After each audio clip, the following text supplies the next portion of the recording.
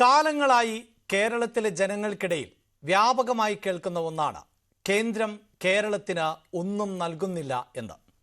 മാറി മാറി വന്ന സർക്കാരുകൾ പലപ്പോഴായി ഈ പല്ലവി ആവർത്തിച്ചിട്ടുണ്ട്. പിണറായി വിജയൻ സർക്കാർ അധികാരമേറ്റ ശേഷം എത്രയോ തവണ ഈ ആവർത്തനം ഉണ്ടായി.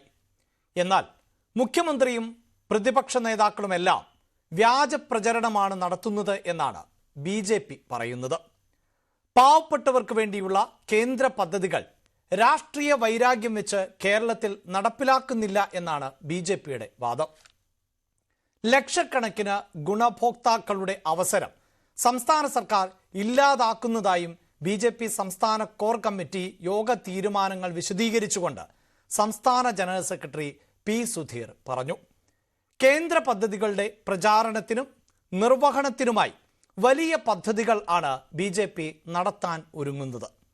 എല്ലാ വാർഡുകളിലും ബൂത്തുകളിലും ജനക്ഷേമ പദ്ധതികൾ അർഹതയുള്ളവരിലേക്ക് എത്തിക്കും. BJP പ്രവർത്തകർ ഗുണഭോക്താക്കളെ നേരിട്ട് കണ്ട് കേന്ദ്ര പദ്ധതികളുടെ ഭാഗമാകും. 30 സംഘടനാ ജില്ലാ ഓഫീസുകളിലും വിപുലമായ ഹെൽപ്പ് ഡെസ്കുകൾ ആരംഭിക്കുമെന്നും പാർട്ടി വ്യക്തമാക്കുന്നു. കേന്ദ്ര പദ്ധതികളിൽ രാഷ്ട്രീയം കളിക്കുന്നു. കേന്ദ്ര പദ്ധതികൾ സംസ്ഥാന സർക്കാർ നടപ്പിലാക്കാത്തതാണോ? BJPയുടെ വിമർശനം വസ്തുതാപരമാണോ?